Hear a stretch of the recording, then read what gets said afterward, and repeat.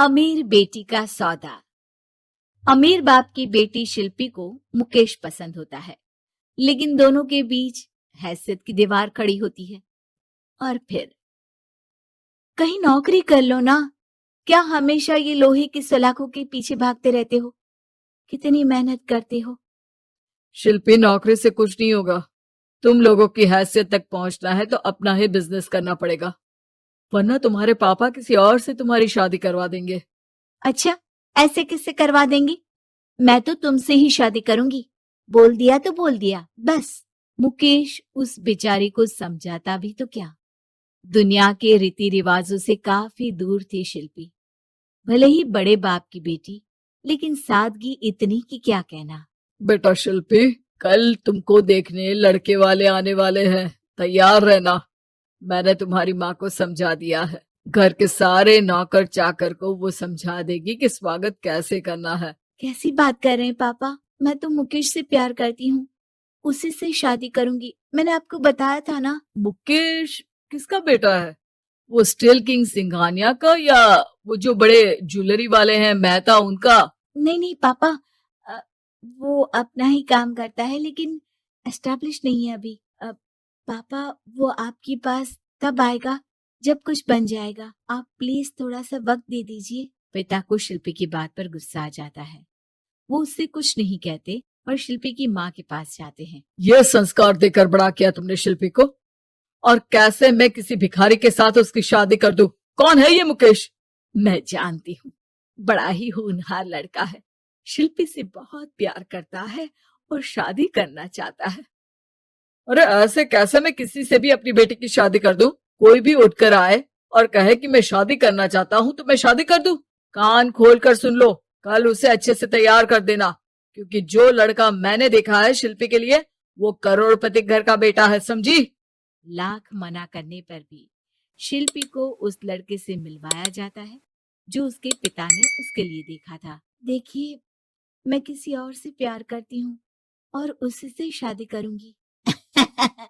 ये तो बहुत अच्छी बात है कि तुम किसी और से प्यार करती हो, क्योंकि मैं भी किसी और से प्यार करता हूँ। लेकिन शादी तो हम दोनों को ही करनी होगी, जानती हो ना, ये बिजनेस और ये सारा कुछ।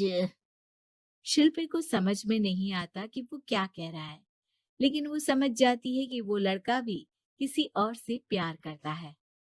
पिताजी, वो भी कह रहा था कि वो किसी और से प्यार करता है।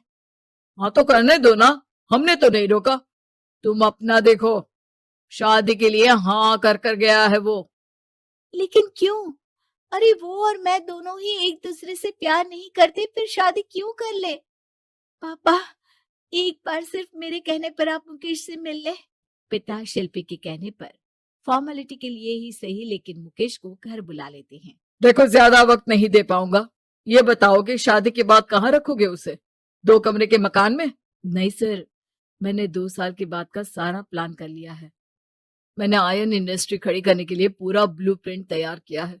मेरी खुद की जगह है दादाजी की, बस थोड़ा फंड का अरेंजमेंट हो जाता तो काम शुरू कर देता। अच्छा, मतलब तुम यहाँ फंड रेज करने आए हो? मुकेश समझ जाता है कि उसके पिता शिल्पी की शादी उससे कराने के मूड में नहीं है। फंड आप कभी दे भी नहीं पाएंगे मुझे तो सिर्फ शिल्पी चाहिए। मैं उसके बिना नहीं रह सकता सर। मैं उसे बहुत खुश रखूंगा। वो तो हर पति का धर्म होता है। वो तो मैं किसी से भी उसकी शादी करा दूं, वो उसे खुशी रखेगा। लेकिन देखो, मैं ज्यादा बात को घुमाना नहीं चाहता। वो बड़े घर की लड़की है, उसे काम काज की आदत नहीं। अभी वो समझ नहीं रही, लेकिन तुम तो समझो। मैं किसी भी हालत में शिल्पी की शादी तुमसे नहीं करवा सकता। मुकेश पिता से लाख मन्नतें करता है, लेकिन वो नहीं मानते। शिल्पी की शादी उस अमीर लड़के से हो जाती है। शादी के बाद क्या हम लोग मेरी माँ के घर चले? मुझे उन लोगों की बहुत याद आ रही है। हाँ हाँ, जाओ जाओ। वैसे भी आज मैं अपनी गर्लफ्रेंड के साथ मसूरी जा रहा हूँ, तुम जा सकती हो। कैसी बात कर रहे हैं?